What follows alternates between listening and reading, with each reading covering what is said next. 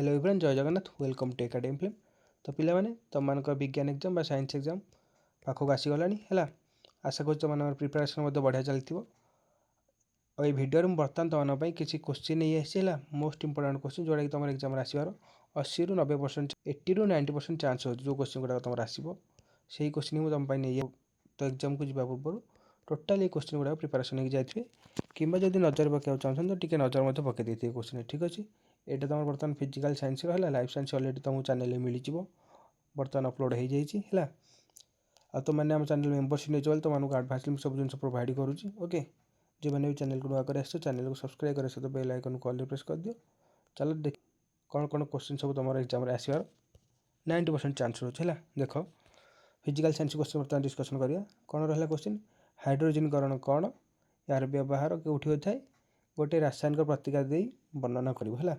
हाइड्रोजनीकरण कौन, क्यों क्यों जगह व्यवहार होता है, केमी वर्णना करना गोटे गोटे उदाहरण देवाक पड़े तुमको रासायनिक प्रतिक्रियार है। हाइड्रोजनीकरण रासायनिक प्रतिक्रिया जो रहा तार गोटे उदाहरण दे तुम वर्णना करा पड़ो जे हाइड्रोजनीकरण कौन। ओके, तापर आ गोटे क्वेश्चन कौन तुम अंधकार प्रक्रियार रेखाचित्र है। अंधकार प्रक्रियार रेखाचित्र वर्णना कर। हाँ शुण पिला माने जे भी चैनल को आस चैनल को सब्सक्राइब करदेव और बेल आइकन को ऑल प्रेस करदेव।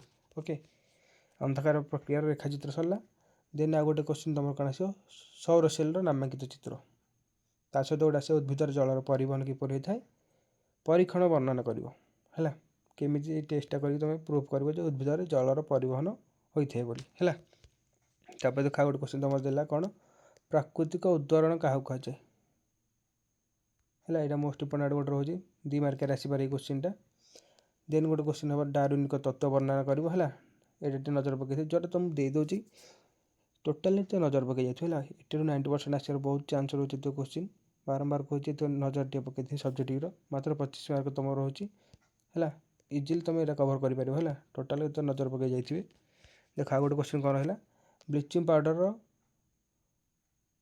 पाउडर कौन किपर उत्पन्न होता है रासायनिक समीकरण द्वारा बुझेब एवं यार व्यवहार कौटी कौटी है। ब्लीचिंग पाउडर कौन रासायनिक समीकरण द्वारा बुझेब या किपर उत्पन्न होता है बुझेब ता सहित क्यों क्यों जगह व्यवहार होता है सब लिखा पड़ो तुमको। मे भी 4 मार्क ये क्वेश्चन आसपे तो प्रिपेरेसन होकर जाइए क्वेश्चन नजर पकई। ओके, आ गोटे क्वेश्चन कौन रहा तुम फिजिकल साइंस कैल्सिनेशन बा रोस्टिंग कौन, कैल्सिनेशन कौन आ गोटे पड़ो रोस्टिंग कौन।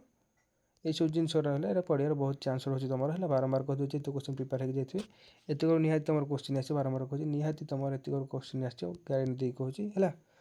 बस ये तुम इनफर्मेशन तुम मैंने मेंबरशिप सब नहीं बोली तुमको आडभांस सब अपडेट प्रोवाइड करुँची। ओके, जो मैंने भी चैनल को नुआ कर चैनल को सब्सक्राइब कर सहित बेल आइकन को ऑल प्रेस कर दियो जहाँफल तुमको आगू ये हेल्पफुल और इनफर्मेटिव वीडियो अपडेट सर्वप्रथम मिल पार। ठीक अच्छे, और जो मैंने मेंबरशिप नहीं मेंबरशिप नहीं पार। आ गोटे मेजर जिनस डिस्क्रिप्शन में टेलीग्राम चैट देचु जो मैंने भी टोटाल पीडीएफ पाइबा चाहो आंसर सहित तो डिस्क्रिप्शन दिया जाए टेलीग्राम चैनल लिंक रे जॉइन हो सब क्वेश्चन आंसर पीडीएफ सहित मिल।